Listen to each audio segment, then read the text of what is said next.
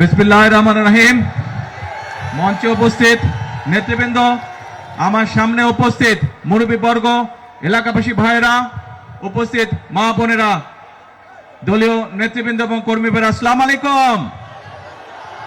কেমন আছেন আপনারা? আলহামদুলিল্লাহ। তো আজকে আমি সকালবেলা এসেছিলাম মাতার বাড়িতে এই জন্য গিয়েছিলাম আমি সকালবেলায়, যে ওখানে আমরা কিভাবে সেই জায়গাটাকে উন্নত করতে পারি, সেখানে বিদ্যুতের ব্যবস্থা আরো যাতে বিদ্যুৎ উৎপাদন কেন্দ্র করা যায় কিনা, আরো অথবা মিল ফ্যাক্টরি কি করা যায়, অর্থাৎ আমরা যাতে আমাদের দেশের যারা বেকার আছে তাদের কর্মসংস্থানের ব্যবস্থা কিভাবে করা যায়, সারাদিন আমরা এই বিষয়গুলো আলোচনা করেছি। শুধু তাই নয়, এই যে আপনারা যে এই যে নির্বাচিত করেছেন, বিএনপি সরকারকে যে নির্বাচিত করেছেন, এই বিএনপি সরকার কিন্তু আপনাদের সরকার, এবং সেজন্যই আপনারা খেয়াল করে দেখেছেন যে আমরা নির্বাচনের আগে আমরা দেশের মানুষকে কতগুলো প্রতিশ্রুতি দিয়েছিলাম। কি ছিল সেই প্রতিশ্রুতিগুলো ছিল আমাদের, যে আমরা এই দেশের নারীদের অবস্থার পরিবর্তন করতে চাই, তাদেরকে আমরা আত্মনির্ভরশীল করতে চাই। সেই জন্যই কিন্তু আমরা ফ্যামিলি কার্ডের কথা বলেছিলাম, এবং আপনারা দেখেছেন যে ফ্যামিলি কার্ডের কাজ সরকার গঠন করার সাথে সাথে আমরা সেই ফ্যামিলি কার্ডের কাজ শুরু করেছিলাম। একই সাথে আমরা বলেছি যে আমরা কৃষক ভাইদের জন্য সহযোগিতা করার জন্য আমরা কৃষক কার্ড দেব কৃষক ভাইদের জন্য, সেই কাজটি আমরা শুরু করেছিলাম। আমরা নির্বাচনের আগে দেশের মানুষের কাছে আমরা ওয়াদা করেছিলাম যে আমরা যদি সরকার গঠন করতে পারি আল্লাহর রহমতে, দেশের মানুষের সহযোগিতায় সমর্থনে, তাহলে আমরা সারা বাংলাদেশে যে যাদের কৃষি ঋণ, কৃষক ভাই যারা আছে যাদের কৃষি ঋণ 10,000 টাকা পর্যন্ত আছে, তাদের 10,000 টাকা পর্যন্ত কৃষি ঋণ সহ সুদ সহ আমরা মওকুফ করব। আলহামদুলিল্লাহ, আল্লাহর রহমতে আমরা সরকার গঠন করার 1 সপ্তাহের মধ্যে সেই কাজটি করেছি। ফলে সারা বাংলাদেশে 13 লক্ষ কৃষক ভাই এই উপকারটি পেয়েছে। প্রিয় ভাই বোনেরা, আমরা বলেছিলাম যে আমরা দেশের মানুষের স্বাস্থ্যের যাতে সুবিধা পায়। আমরা জানি গ্রামের মানুষ, উপজেলার মানুষ, উপজেলা পর্যায়ে যারা বসবাস করে, অনেক ক্ষেত্রেই তারা স্বাস্থ্য সুবিধা পায় না। সেজন্যই আমরা সিদ্ধান্ত নিয়েছি এই যে উপজেলায় উপজেলায় যে 50 সদস্যের যে হাসপাতাল আছে, এই 50 বেডের হাসপাতাল প্রথম 30 বেড করেছিলেন শহীদ রাষ্ট্রপতি জিয়াউর রহমান। পরবর্তীতে দেশনেত্রী খালেদা জিয়া যখন দেশের দায়িত্বে ছিলেন, উনি আরো 20 বেড যোগ করেছিলেন, 50 বেড হয়েছিল। আমরা এবার এই সরকারকে যেহেতু আপনারা নির্বাচিত করেছেন, এই জন্য আমরা সিদ্ধান্ত নিয়েছি মানুষকে যাতে আমরা, যেহেতু আমরা মানুষের কাছে ওয়াদা দিয়েছিলাম নির্বাচনের পূর্বে যে মানুষের কাছে আমরা ন্যূনতম স্বাস্থ্য সেবা পৌঁছে দিতে চাই, সেই জন্য আমরা সিদ্ধান্ত করেছি বাংলাদেশের 503টা যে উপজেলা আছে, প্রত্যেকটি উপজেলার স্বাস্থ্য হসপিটাল যে আছে, সেই হসপিটালকে আমরা 101 থেকে আমরা 101 বেডে রূপান্তরিত করব, যাতে দেশের মানুষ স্বাস্থ্য সেবা পায়। প্রিয় ভাই বোনেরা, আমরা জানি গ্রাম অঞ্চলে যে আমাদের প্রাইমারি স্কুলগুলো আছে, এই স্কুলগুলোতে যদি আমরা দেশকে গড়তে চাই, তাহলে আমাদের ছোট ছোট শিশুরা যে আছে তাদেরকে আমাদের সঠিকভাবে শিক্ষা দিয়ে গড়ে তুলতে হবে। এবং সেই জন্যই আমরা জানি যে বহু শিশু আছে যারা স্কুলে হয়তো যায় ঠিকই, কিন্তু নতুন জামা বা স্কুলের জন্য যে জামা কাপড় দরকার সেটি তাদের বাবা মা হয়তো কিনে দিতে পারে না। সেই জন্য প্রায় 1,20,00,000 শিশু সারা বাংলাদেশের প্রাইমারি স্কুলের আমরা সিদ্ধান্ত গ্রহণ করছি এদেরকে আমরা বিনামূল্যে সরকারের পক্ষ থেকে ক্লাস 1 থেকে 5 পর্যন্ত আমরা তাদেরকে পোশাক ব্যবস্থা করে দেব সরকারের পক্ষ থেকে। তাদেরকে যেমন নতুন বই দেওয়া হবে, এইসব ছোট ছোট বাচ্চাদের জন্য আমরা স্কুল ড্রেসেরও ব্যবস্থা করে দেবো ইনশাআল্লাহ। প্রিয় ভাই বোনেরা, যে কথাটি দিয়ে শুরু করেছিলাম যে আমরা চাই দেশের মানুষের অবস্থার পরিবর্তন করতে, দেশের মানুষের ভাগ্যের পরিবর্তন করতে, এবং সেই জন্যই আপনারা দেখেছেন যে আমরা এক এক করে পরিকল্পনা গ্রহণ করছি, যেই পরিকল্পনাগুলো বাস্তবায়ন করতে পারলে ইনশাআল্লাহ এই দেশের ভাগ্য যেমন বদলাবে, এই দেশের মানুষের ভাগ্যও একই সাথে বদলাবে। কিন্তু দেশের জন্য কাজ করতে গিয়ে, দেশের মানুষের জন্য কাজ করতে গিয়ে আমরা দেখছি কিছু সংখ্যক মানুষ আছে, এই বাংলাদেশে কতগুলো রাজনৈতিক দল আছে, আমরা দেখছি যে তারা রাজপথে বিশৃঙ্খলা সৃষ্টির চেষ্টা করছে। যেভাবে তারা স্বাধীনতা যুদ্ধের বিরোধিতা করেছিল, যেভাবে তারা 86 সালে এই চট্টগ্রামে সেই মাটি যেখানে স্বৈরাচার বলেছিল যে যারা নির্বাচনে যাবে তারা জাতীয় বেঈমান হবে, কিন্তু সেই স্বৈরাচার ঢাকায় ফিরে গিয়ে সেই নির্বাচনে আরেক স্বৈরাচারের অধীনে অংশগ্রহণ করেছিল, এবং তাদের সাথে একটি গুপ্ত বাহিনী তাদের সাথে সেদিন নির্বাচনে জাতীয় বেঈমান হিসেবে আখ্যায়িত হয়েছিল, একই সাথে তাদের সাথে নির্বাচনে অংশগ্রহণ করার মাধ্যমে। এই গুপ্ত বাহিনীকে আমরা আবারও পরবর্তীতে দেখেছি যে 96 সালে আবার দেশের মানুষের সাথে গাদ্দারি করে তারা আবার স্বৈরাচারের সাথে হাত মিলিয়েছিল, গণতন্ত্রের বিপক্ষে তারা অবস্থান করেছিল। প্রিয় ভাই বোনেরা, আজকে আবারও এই গুপ্ত বাহিনীদেরকে আমরা দেখছি যে তারা মানুষকে বিভ্রান্ত করছে, মানুষের সঙ্গে মিথ্যা কথা বলছে, তারা বিশৃঙ্খলা তৈরির চেষ্টা করছে। প্রিয় ভাই বোনেরা, আপনারা চট্টগ্রামের মানুষ, এই চট্টগ্রামে দেশি বিদেশি বহু মানুষের বিনিয়োগের কলকারখানা আছে। আপনারা খুব ভালো করেই জানেন, আপনাদের এই চট্টগ্রামের মানুষ ব্যবসার সাথে বিভিন্নভাবে ব্যবসার সাথে জড়িত, বিভিন্ন ধরনের ব্যবসাতে চট্টগ্রামের মানুষ দেশের অন্য অন্য জায়গার তুলনায় তুলনামূলকভাবে বেশি মানুষ এখানে ব্যবসা বাণিজ্য করে। কাজে যেহেতু আপনারা ব্যবসা বাণিজ্য করেন, আপনারা জানেন যে ব্যবসা করতে হলে একটি শান্তিপূর্ণ পরিবেশ দরকার। কারণ শান্তিপূর্ণ পরিবেশ হলে ব্যবসায়ীরা ভালোভাবে কাজ করতে পারে, সেটি দেশি হোক বিদেশি হোক, ব্যবসায়ীরা বিনিয়োগ করতে পারে। এবং যদি দেশে শিল্প কারখানা গড়ে উঠে, ব্যবসা সম্প্রসারিত হয়, তাহলে আমার দেশের সন্তানেরা সেখানে কর্মসংস্থানের ব্যবস্থা করতে পারবে, আমার দেশের নারীরা সেখানে কর্মসংস্থানের ব্যবস্থা করতে পারবে। ফলে দেশের মানুষের আয় উন্নতি বাড়বে, দেশের মানুষের ভাগ্যের চাকা আস্তে আস্তে পরিবর্তিত হবে।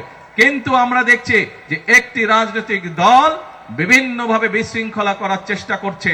আমরা জানি বিগত স্বৈরাচার ফ্যাসিবাদের সময় বাংলাদেশের গ্যাস, বিদ্যুৎ এইসব নিয়ে তারা বিভিন্ন রকম পরিকল্পনা করেছে, যেই পরিকল্পনা মানুষের কাজে আসে নাই, যেই পরিকল্পনা ভালো ছিল না দেশের জন্য, কাউকে হয়তো বিশেষ সুবিধা দেওয়ার জন্য তাদের পক্ষে পরিকল্পনা গ্রহণ করেছিল।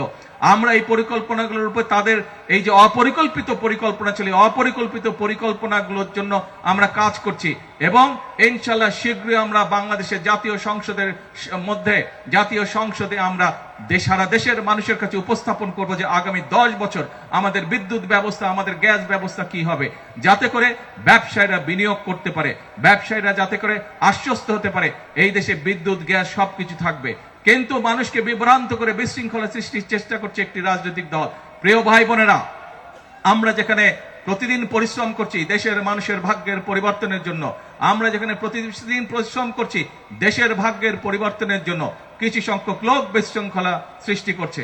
আপনারা 12 তারিখের নির্বাচনে বিএনপিকে সমর্থন দিয়েছিলেন, কারণ বাংলাদেশের অধিকাংশ মানুষ বিএনপিকে সমর্থন দিয়েছিল। কারণ বাংলাদেশের মানুষ জানে এই দেশে যদি মানুষের ভাগ্যের উন্নয়নের জন্য কেউ রাজনীতি করে থাকে, সেটি একমাত্র শহীদ জিয়ার দল বাংলাদেশ জাতীয়তাবাদী দল রাজনীতি করেছে।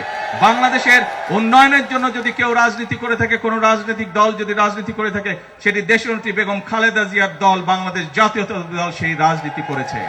এখানে বহু মুরব্বী উপস্থিত আছেন, মুরব্বীদেরকে যদি জিজ্ঞেস করা হয় তাহলে দেখা যাবে শহীদ জিয়ার সময় এবং দেশনেত্রী খালেদা জিয়া যখন দেশ পরিচালনার দায়িত্বে ছিলেন, তখন দেশে শিক্ষার ব্যবস্থা কিভাবে ধীরে ধীরে উন্নত হয়েছিল, দেশে যোগাযোগ ব্যবস্থা কিভাবে উন্নত হয়েছিল, দেশে ব্যবসা বাণিজ্য মিল কারখানা কিভাবে গড়ে উঠেছিল।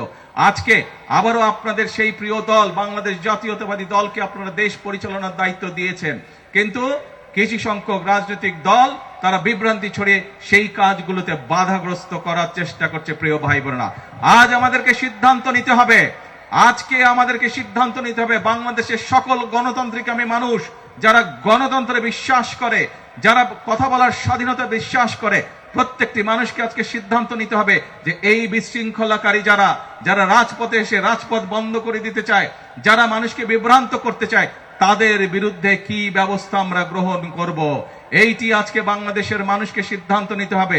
আর বাংলাদেশের মানুষের ভাগ্য নিয়ে ছিনিমিনি খেলতে দেওয়া যাবে না, দেশের ভাগ্য নিয়ে আর ছিনিমিনি খেলতে দেওয়া যাবে না। এখন সময় হচ্ছে দেশ গড়ার সময়, এখন সময় হচ্ছে জাতির ভাগ্য গঠনের সময়।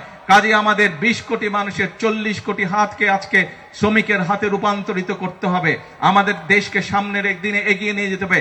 পৃথিবীর বহু দেশ আছে, যেই দেশগুলো আমাদের মতন আমাদের সাথেই স্বাধীন হয়েছিল, কিন্তু সেই দেশগুলো আজকে অনেক এগিয়ে চলে গেছে, কিন্তু বিভিন্ন চড়াই উতরাই পেরিয়েও আমরা সেই জায়গায় পৌঁছতে পারিনি। আজ আমাদেরকে সিদ্ধান্ত নিতে হবে যে আমরা দেশের উন্নয়নে, মানুষের ভাগ্যের উন্নয়নে আজ আর কোনো বাধা মানব না। আজ আপনারা দেখেছেন যে এখানে সামান্য কয়েকজন মানুষকে আমরা দলের পক্ষ থেকে এবং সরকারের পক্ষ থেকে আমরা চেষ্টা করেছি সহযোগিতা করার জন্য, ঠিক যেভাবে আমরা চেষ্টা করছি যে মা বোনদের পাশে ফ্যামিলি কার্ড নিয়ে তাদেরকে সহযোগিতা করার জন্য, কৃষক ভাইদেরকে কৃষি কার্ড দেওয়ার মাধ্যমে সহযোগিতা করার জন্য। কারণ প্রথমে যেই কথাটি বলেছি যে বিএনপি হচ্ছে সেই দল যেই দল দেশের জন্য রাজনীতি করে, বিএনপি হচ্ছে সেই দল যেই দল দেশের মানুষের জন্য রাজনীতি করে। কারণ সকল সময় বিএনপির প্রত্যেকটি নেতাকর্মী একটি কথা বলে থাকে যে আমাদের সকল রাজনৈতিক ক্ষমতার উৎস হচ্ছে বাংলাদেশের জনগণ। কাজেই জনগণের সমর্থন যেহেতু বিএনপির পক্ষে আছে, জনগণ যেহেতু বিএনপিকে সমর্থন দিয়েছে, জনগণ যেহেতু বিএনপির 31 দফাকে রায় দিয়েছে, সেই 31 দফার বাস্তবায়ন করাই হচ্ছে এখন আমাদের মূল পবিত্র দায়িত্ব। কারণ জনগণ যখন 31 দফার পক্ষে রায় দিয়ে দিয়েছে, এটি আর তখন 31 দফা বিএনপির নয়, এই 31 দফা হচ্ছে জনগণের দফা। কাজে জনগণের দফা পূরণ করার জন্য, জনগণের দফা বাস্তবায়ন করার জন্য বিএনপি সকল প্রতিবন্ধকতা মোকাবেলা করে বিএনপি সামনে দিকে দেশকে এগিয়ে নিয়ে যাবে। বিএনপি দেশের মানুষের ভাগ্যের পরিবর্তন, দেশের ভাগ্যের পরিবর্তনের জন্য কাজ করে যাবে। প্রিয় ভাই বোনেরা, আজকে এই অনুষ্ঠানে আসুন আমরা একটি প্রতিজ্ঞা করি, আমরা একটি শপথ গ্রহণ করি যে দেশের উন্নয়নের ক্ষেত্রে, দেশকে সামনে এগিয়ে নিয়ে যাওয়ার ক্ষেত্রে যারা প্রতিবন্ধকতা তৈরি করবে, দেশের মানুষের ভাগ্যের উন্নয়নের পথে যারা প্রতিবন্ধকতা তৈরি করবে, তাদেরকে আমাদের রুখে দাঁড়াতে হবে। আছেন আমার সাথে আপনারা? ইনশাআল্লাহ। প্রিয় ভাই বোনেরা, আর আজকে দেখেছেন এই সরকার চট্টগ্রাম থেকে 2টি গুরুত্বপূর্ণ মন্ত্রণালয়ের দায়িত্ব 2জন গুরুত্বপূর্ণ ব্যক্তির হাতে দিয়েছে। যেহেতু সরকারের চট্টগ্রামের 2জন গুরুত্বপূর্ণ ব্যক্তি রয়েছে, ইনশাআল্লাহ চট্টগ্রামের উন্নয়ন কেউ বাধা দিয়ে রাখতে পারবে না। সমগ্রভাবে সমগ্র চট্টগ্রাম ধীরে ধীরে যে সকল প্রয়োজন উন্নয়নের জন্য প্রত্যেকটি কাজ ইনশাআল্লাহ পর্যায়ক্রমিকভাবে আমরা বাস্তবায়ন করব। প্রিয় ভাই বোনেরা, আসুন আমাদের সামনে লক্ষ্য একটাই, আমাদের সামনে উদ্দেশ্য একটাই, সেটি হচ্ছে দেশের ভাগ্যের পরিবর্তন, দেশের মানুষের ভাগ্যের পরিবর্তন। সেই জন্যই আমরা একটি কথা বলে থাকি, সেই জন্যই আমরা একটি স্লোগান দিয়ে থাকি, করব কাজ সবার আগে, করব কাজ সবার আগে। আসুন, এটাই হচ্ছে আমাদের প্রতিশ্রুতি, এটাই হচ্ছে আমাদের প্রতিজ্ঞা, এটাই হচ্ছে আমাদের শপথ। আল্লাহ হাফেজ। বাংলাদেশ জিন্দাবাদ, বাংলাদেশ জাতীয়তাবাদী দল জিন্দাবাদ।